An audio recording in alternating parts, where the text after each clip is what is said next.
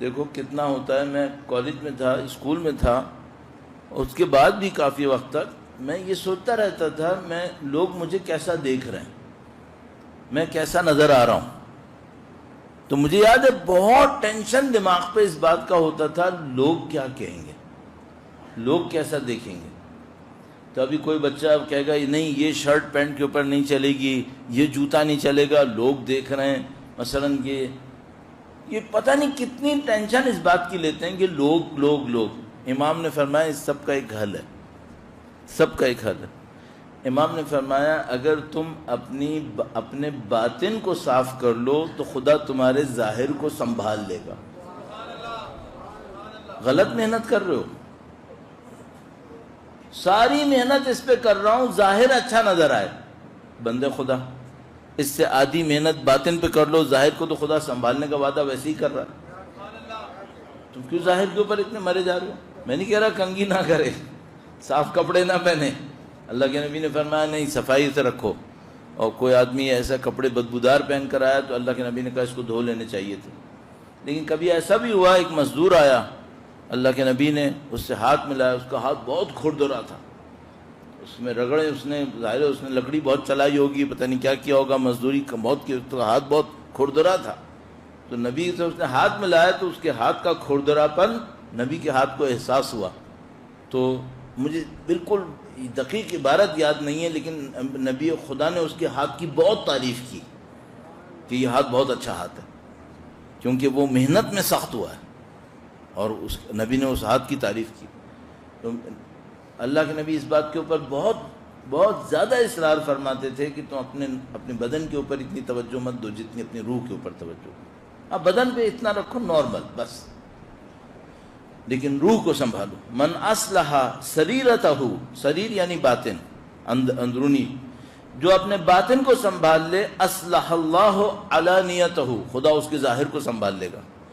ابھی دیکھو اس وقت چونکہ ہماری دنیا کا نظام الٹا بنا ہوا ہے، تو لوگ ظاہر کو سنبھالتے رہتے ہیں کہ میں ظاہر میں متقی نظر آؤں، باطن میں کیا کروں.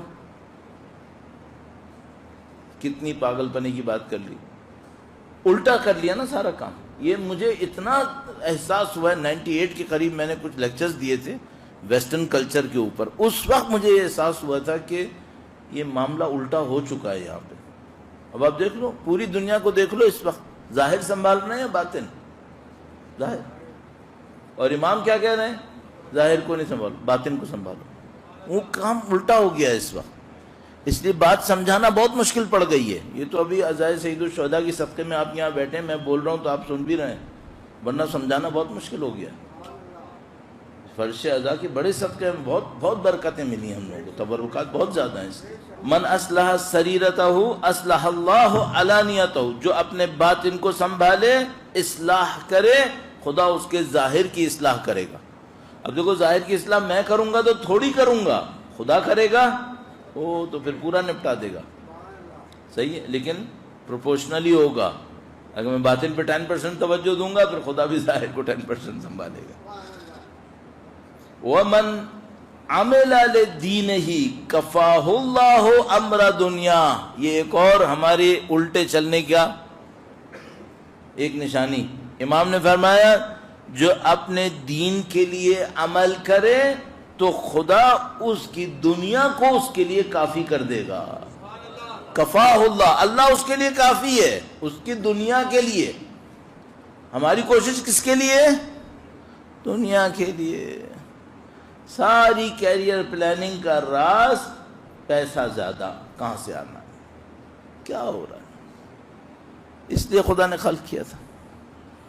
یقین مانے آپ دنیا بھر میں جائیں، لوگوں سے ملیں، سب کے دماغ پہ جو چیز چھائی ہوئی ہے معذرت کے ساتھ، یا پیسہ ہے یا لذت ہے.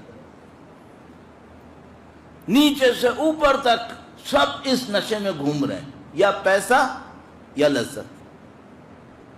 حضرت موسیٰ علیہ السلام کی قوم نے بچھڑے کی عبادت کی تھی.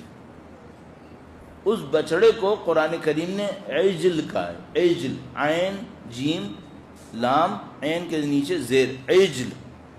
اللہ کے نبی نے فرمایا میری قوم کا بھی ایک عجل ہے. میری قوم کا بھی ایک بچڑا ہے. تو اصحاب نے پوچھا آپ کی قوم کا بھی میری قوم کا بھی. میری قوم کا عجل پیسہ ہے. یہ اللہ کے نبی نے کہا. فرمایا ہر قوم کا عجل ہوتا ہے, میری قوم کا عجل پیسہ ہے. یہ اس کی پرستش کریں گے. اس پرستش کی وجہ اس کی نشانی کیا ہے؟ دیکھو دنیا کے پیچھے کیسے بھاگ رہے ہیں. دین کے پیچھے کیوں نہیں بھاگے جبکہ خدا کہہ رہا ہے اگر تم دین کے پیچھے, امام فرمانے دین کے پیچھے جاؤ, دین کو سنبھال لو, خدا تمہاری دنیا کو سنبھال لے گا. اچھا اب اس کا مطلب کیا ہے؟ جاب پہ نہیں جانا ہے, کام پہ نہیں جانا ہے؟ نہیں جانا ہے. اللہ کے نبی کرتے تھے کام. امیر المومنین نے اتنی محنت کی. پہلی پرائرٹی کیا ہے؟ پہلی پرائرٹی دین ہے. ہم لوگ کی جو سب سے بڑی مشکل بن گئی ہے, جو مجھے ابھی تک سمجھ میں آ رہا ہے, ہماری پہلی پرائرٹی دین نہیں ہے. میں پہلے یہ دیکھوں گا کہ میری جاب, میری دنیا کی مصروفیتیں کیا ہیں, پھر میں یہ سوچوں گا اس میں نماز کہاں فٹ ہو رہی ہے. یہ ہماری مشکل بن گئی ہے. اس وجہ سے نہ دین ہاتھ میں آ رہا ہے نہ دنیا ہاتھ میں آ رہی ہے. دنیا بھی ہاتھ میں نہیں آ رہی. اور اس کی وجہ اللہ کے نبی کی وہ روایت ہے جس میں انہوں نے فرمایا تھا اگر کوئی اللہ آخرت کے پیچھے جائے گا تو دنیا ذلیل ہو کے اس کے پیچھے جائے گی. اور اس کا مطلب کیا تھا؟ اگر کوئی دنیا کے پیچھے بھاگے گا تو اس کو ذلیل ہو کے دنیا کے پیچھے بھاگنا پڑے گا. ہمارے ساتھ یہ ہو رہا ہے اس وقت. امام نے فرمایا جو اپنے باطن کو سنبھال لے خدا اس کے ظاہر کی اصلاح کرے گا. فرمایا جو اپنے دین کے لیے عمل کرے اللہ اس کی دنیا کے لیے کافی ہے, خدا اس کی دنیا کے لیے کفایت کرے گا. آخری حصہ, اتنی محنت کرتے ہیں شہرت مل جائے. کتنی محنت کرتے ہیں, شہرت پہ مر رہے ہیں. اچھا گاڑیوں کے ایڈورٹائزمنٹ میں آ رہا ہے کہ جناب اگر آپ اس گاڑی میں بیٹھیں گے نا تو سب کی آنکھیں آپ پر ہوں گی. فیشن کے لیے آ رہا ہے, یہ پہن کے نکلیں گے نا تو سب آپ کو دیکھیں گے.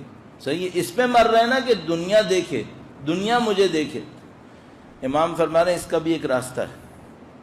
اس کا راستہ کیا ہے؟ امام نے فرمایا کہ وَمَنْ أَحْسَنَ فِي مَا بَيْنَهُ وَبَيْنَ اللَّهِ, جو اپنے اور اللہ کے درمیان تعلق کو اچھا کر لے خدا اس کے اور انسانوں کے تعلقات کو اچھا کر دے گا.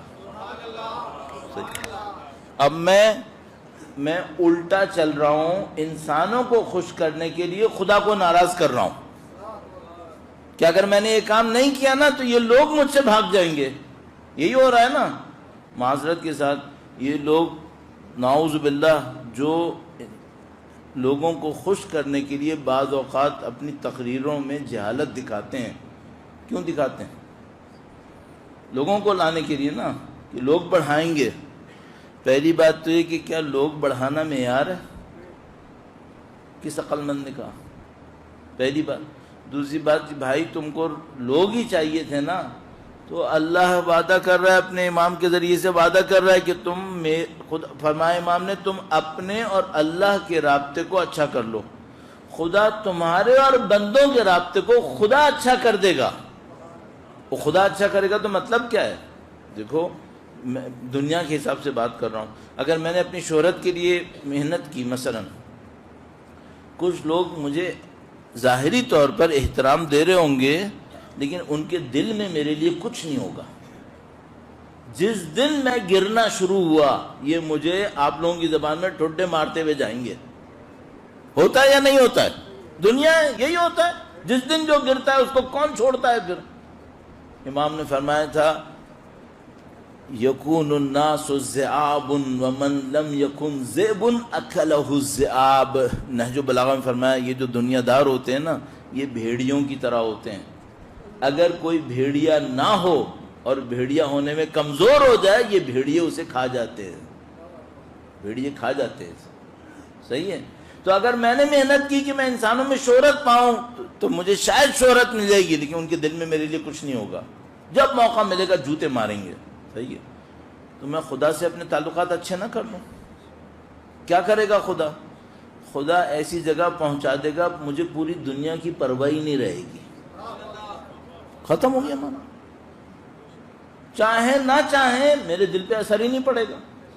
ساری دنیا نے حضرت ابو ذر کو اتنا مشکل میں ڈالا, حضرت ابو ذر کو کوئی فرق پڑا؟ ان کے مقام پہ جب ان کو مدینے سے جلا وطن کیا گیا تو مولا تشریف لائے الوداع کرنے کے لیے، اور دونوں فرزند ان کے تشریف لائے، تو مولا نے ایک جملہ کہا ابو ذر سے، کہا ابو ذر تم ان سے بچ کر وہ بچا کے لے کے جا رہے ہو جس کی ان کو ضرورت ہے، تو اپنا دین بچا کے لے کے جا رہے ہو نا، اس کی ان کو ضرورت ہے، اور یہ اپنی جس چیز کی خاطر تمہیں باہر بھیج رہے ہیں یعنی دولت، اس کی تم کو کوئی ضرورت نہیں ہے، اس کی تم کو کوئی ضرورت نہیں، تم جاؤ غربت میں بھی مر جاؤ نا، تم پہ کوئی فرق نہیں پڑنے والا، تو خدا ایسی جگہ پہنچا دے گا پھر فرق نہیں پڑنے والا ہے۔ اگر فرق پڑنا بھی ہوگا ہماری آنکھوں کے سامنے ہے دوستو، آنکھوں کے سامنے